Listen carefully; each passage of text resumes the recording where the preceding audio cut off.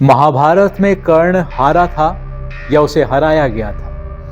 कर्ण जो युद्ध हार गया था लेकिन जीवन जीत गया। कर्ण का जीवन कर्ण के लिए कैसे वरदान था और कैसे अभिशाप, आइए जानते हैं।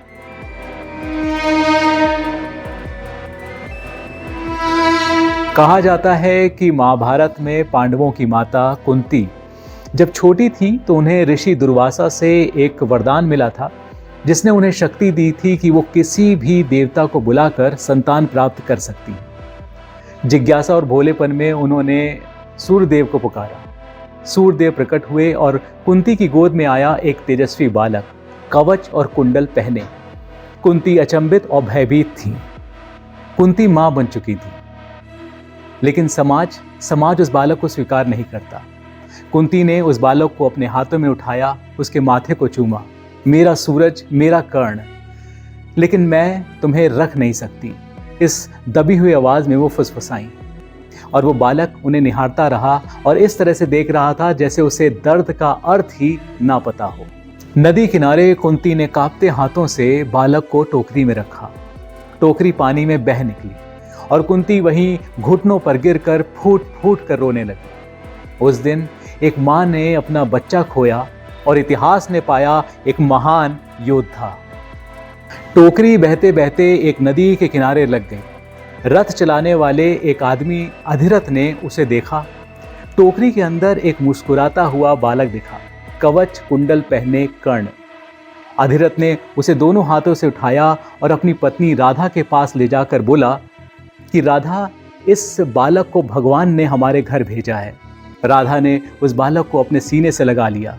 उसी पल से वो बालक रथ चलाने वाले दंपति का बेटा बन गया।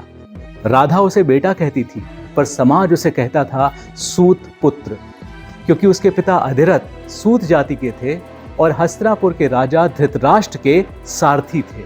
कहा जाता है कि एक बार गांव में एक गरीब बच्चे ने कर्ण से मिट्टी का बाण मांगा, क्योंकि उसका टूट गया था। कर्ण ने अपना पूरा तरकश उसे दे दिया।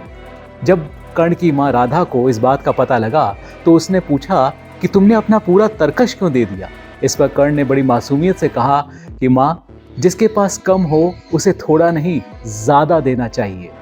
यहीं से शुरू हुई कर्ण के दान की शुरुआत। जब कर्ण बड़े हुए तो उनका सिर्फ एक ही सपना था, दुनिया का सबसे महान धनुर्धर बनना। लेकिन कोई भी गुरु उन्हें अपना शिष्य बनाने के लिए तैयार नहीं होता था। लोग उन्हें सूत पुत्र कहकर ठुकरा दिया करते थे। कर्ण भी जानते थे कि महानतम गुरु हैं भगवान परशुराम, लेकिन समस्या ये थी कि परशुराम सिर्फ ब्राह्मणों को ही अपना शिष्य बनाते थे। अपना सपना पूरा करने के लिए कर्ण ने झूठ बोल दिया कि वो ब्राह्मण हैं। परशुराम ने उन्हें स्वीकार कर लिया और उन्हें ऐसे अस्त्र शस्त्र सिखाए जिन्हें सामान्य मानव सीख ही नहीं सकता था। कर्ण दिन रात अभ्यास करते। उनसे प्रभावित होकर परशुराम कहा करते थे कि तुम मेरे श्रेष्ठतम शिष्य हो। एक दिन परशुराम थके हुए थे और वो कर्ण की गोद में सर रखकर सो गए। थोड़ी देर बाद एक कीड़ा कर्ण की जांघ में काटने लगा। रक्त बहने लगा, दर्द असहनीय हो रहा था, लेकिन कर्ण ने गुरु की नींद टूटने नहीं दी। परशुराम जब उठे तो उन्होंने जब देखा कि कर्ण की जांघ लहूलुहान है तो उन्होंने पूछा कि तुम चुप हो और तुम्हारी जांघ इतनी लहूलुहान है, रक्त बह रहा है, कौन सा ब्राह्मण ऐसा कर सकता है? कौन सा ब्राह्मण ऐसा दर्द सह सकता है? फिर सत्य छिप न सका। कर्ण ने सर झुकाए बोला कि मैं ब्राह्मण नहीं हूं, मैं दरअसल में सूत पुत्र हूं। ये बात सुनकर परशुराम क्रोधित हो गए और उन्होंने कहा कि तुमने मुझसे झूठ बोला।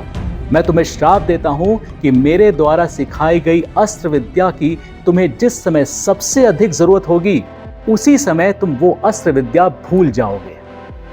कर्ण ने सब सुना। वो सर झुकाए मौन रहे। उनके चेहरे पर पछतावा नहीं था, क्योंकि उन्होंने वो झूठ गुरु के लिए नहीं बल्कि अपने सपनों को पूरा करने के लिए बोला था। और कुछ ऐसा ही हुआ। जब महाभारत का युद्ध चल रहा था तो कर्ण पूरे युद्ध में सबसे ताकतवर योद्धा दिख रहे थे। अर्जुन बाण पे बाण चला रहे थे और कर्ण हर वार का जवाब दे रहे थे। तभी कुछ ऐसा हुआ कि उनका रथ, यानी कि कर्ण का रथ, मिट्टी में धंस गया। कर्ण रथ से नीचे उतरे और पहिए को निकालने लगे और अर्जुन उन पर प्रहार करने के लिए आगे बढ़े। तब कर्ण ने कहा कि हे अर्जुन, क्षत्रिय धर्म के अनुसार जब कोई योद्धा शस्त्रहीन हो जाए तो उस पर वार नहीं किया जाता। लड़ना है तो धर्म के अनुसार लड़ो। पर श्री कृष्ण मुस्कुराए और बोले, कर्ण, धर्म की बात करते हो?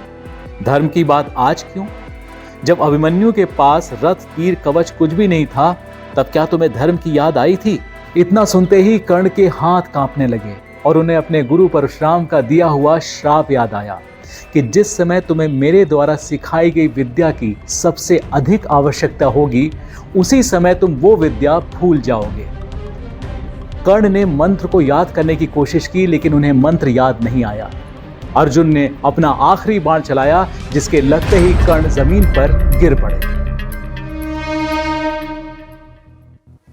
कर्ण, जिसे जन्म से ही ठुकराया गया, नाम, घर और पहचान से वंचित रखा गया, फिर भी उसने दान दिया और वीरता दिखाई। जीवन हार गया, लेकिन शौर्य अमर हो गया। अब आप ही बताएं कि कर्ण हारा या हराया गया?